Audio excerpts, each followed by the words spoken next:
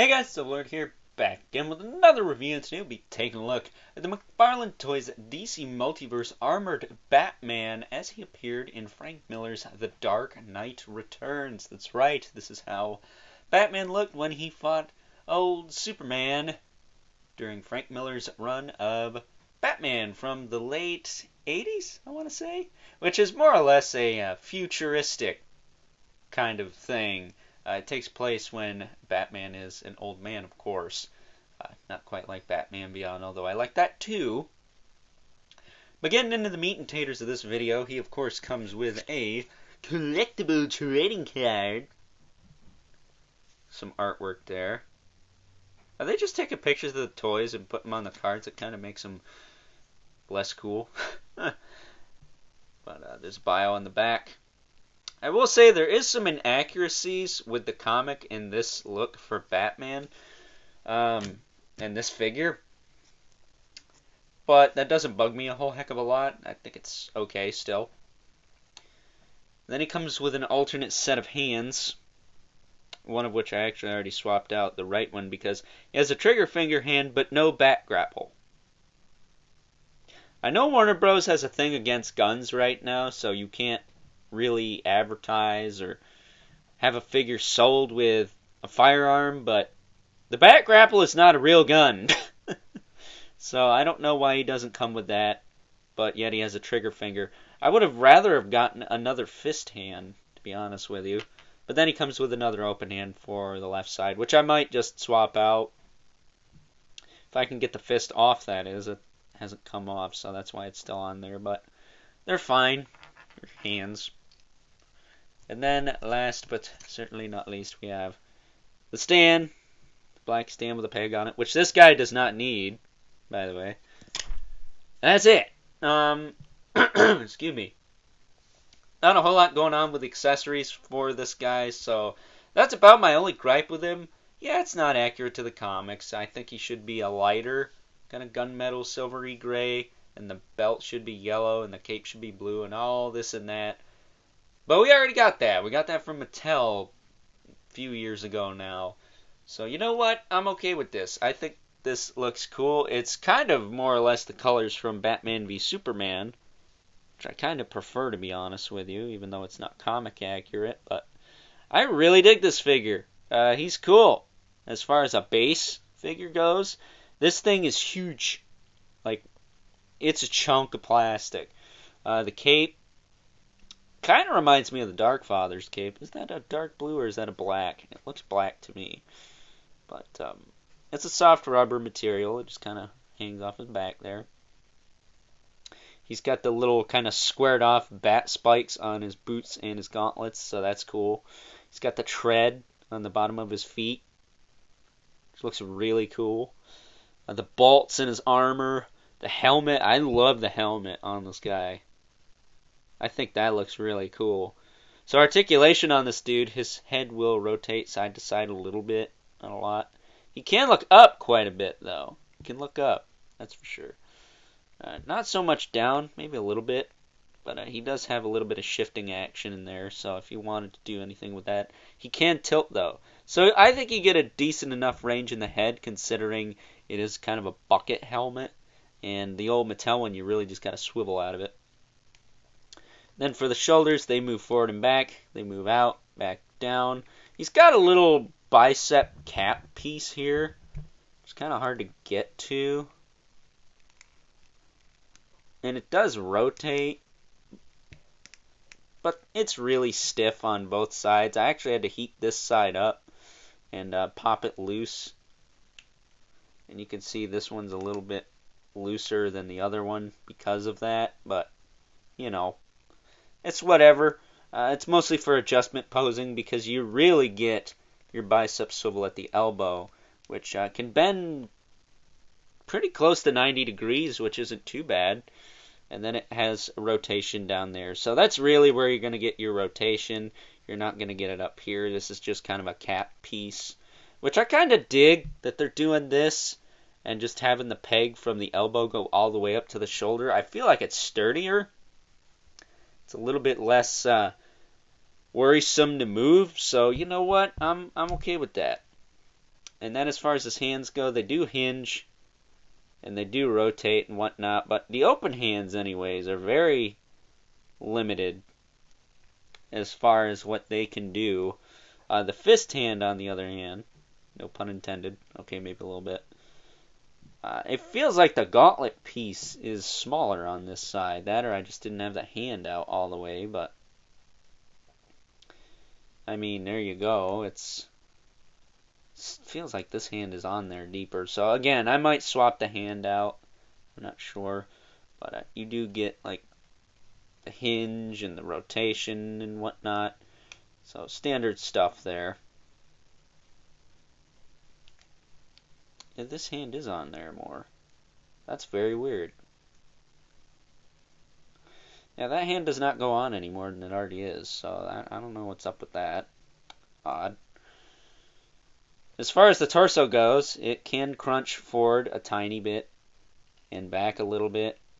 He's got kind of a soft belt piece here, but of course it tilts back more than it does forward. Forward, you don't really get much, but the back you get a little bit.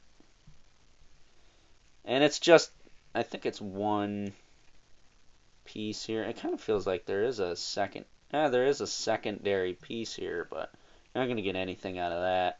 That's just really for assembly purposes. So he does have a waist swivel. A ball-jointed waist swivel is pretty much what he has. And as far as his legs go, his hips will kick out to the side, back down. Not a lot, but again, he is a bulkier figure. Oh, actually, if you can get the belt out of the way, you could probably get this up a little higher. So that's not too bad. You can kick forward a decent amount, not terrible. It's got a thigh cut, which works fine. Double jointed knee. I actually don't remember if I popped the bottom. Oh, there you go. Pretty good. It's got a big old trench up here and down here. I'm not a fan of that, but there ain't much you can do, especially with the knee pads being separate pieces. And then he has the standard ankle articulation we're used to seeing in this line. He's got the rocker, he's got the swivel, he's got the hinge. Which again, I feel like they're pulling an Etrigan with this guy. Because this boot cuff, I feel like the ball needs to be a lot bigger. Yeah, the ball is too small in there. It should be, like the lower leg should be almost as wide as this boot cuff piece here, and it's not. So, you know, I don't know if that's to afford more movement or what. Oh, and he has toe hinges, which is funny, because little T-Biz, shout out to T-Biz, in his Malefic Spawn review pointed out that they should do ratcheted toe joints for stability. Personally, I think they should take the dang things out, but that's just me. But funny he mentions that, and this figure has it, so you know what, shout out to him. Excellent suggestion, but again, I think they should just cut them out entirely, because they're useless. But what do I know, right? That said, he doesn't really have a hard time standing like the Etrigan figure does, even though he's got a similar kind of boot setup. I still say this guy stands a lot better than some figures from this line. You just got to find the right center of balance, because he does have big old honking feet. So he should stand no problem. But again, the rubber boot things are really pushing on the toe hinge, or the ankle hinge, which is not the tightest on this guy. I mean, you can just see him kind of just fall backwards. Yeah, it does not want to stand. And it's probably because of this boot piece here. Which if you could slide it up just a little bit more, it would get out of the way for you. Yeah, that's the problem. The boot piece is it's too stiff there. And the ball hinge is too small. So it just kind of pushes him back. So you gotta really finagle with him to get him to stand. Which, let's just say it right now, that's not fun to do. Yeah, I don't know what's going on with this now. It doesn't wanna. I guess the one thing it could do bend this bottom knee joint. Shove this thing up there some more. So it's out of the way.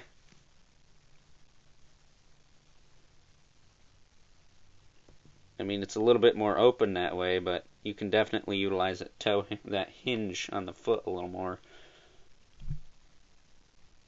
by doing that. So I'm just going to do that, I think. There we go.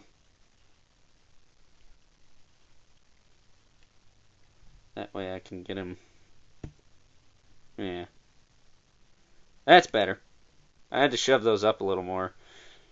That's really all you got to do, because they're not, they're flexible, but they're not flexible enough to allow him to stand with them all the way down. Whereas on Etrigan, it kind of helps. On this guy, it kind of does the opposite. It keeps him from standing because it pushes on the hinge there. But a cool figure still. Aesthetically, he looks awesome, and he's freaking huge. So there is that.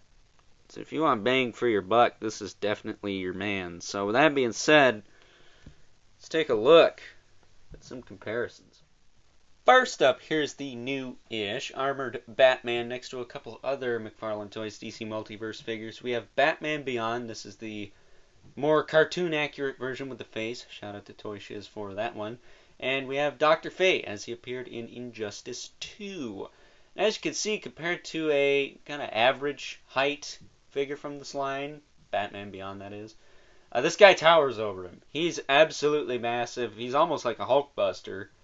And then next to Dr. Fate, he's not a whole heck of a lot taller, but he's still taller. Dr. Fate's kind of an above average kind of figure. I don't really have any larger characters to compare this guy to, other than Etrigan, who I don't think is much taller than Dr. Fate at all. If I had the Hellbat suit, I'd get that out, but that's on the shelf and in the back, so yeah, I don't want to knock half my stuff over trying to get to it. And last but certainly not least, we have our two regulars, the Mythic Legions, Brother Mandibulus, and the MK11 Spawn, and yep, Spawn's dwarf for once. It's been a while. It's been a while since that's happened, but there you go. This armored Batman's so big, he decided to tell Spawn, hey, taller than you. But with that being said, time to wrap things up. Some final thoughts. Overall, while I do really like this figure, and I'm happy to add him to my McFarlane Toys DC Multiverse collection, it's more of a presence as opposed to a action figure. It's cool to look at. It's cool to stand on the shelf in kind of a neutral pose and just gawk at how massive and cool it looks, but at the end of the day, as far as posability goes, it's kind of limited, especially due to the whole foot situation, so I'm going to have to knock some points off for that. But at the end of the day, this is another cool addition to this line. I'm looking forward to the Dark Knight Returns wave with the collect-to-build horse that McFarlane Toys is going to be putting out. I think next year is when that's supposed to come out. I'll definitely be checking those out, and this guy will look good next to those. So with that being said, I would highly recommend you pick this guy up if you're at all a fan of the Frank Miller Batman comics from, again, the late 80s, right? Because I certainly am, although I'm more of a fan of the animated movies, but that's besides the point.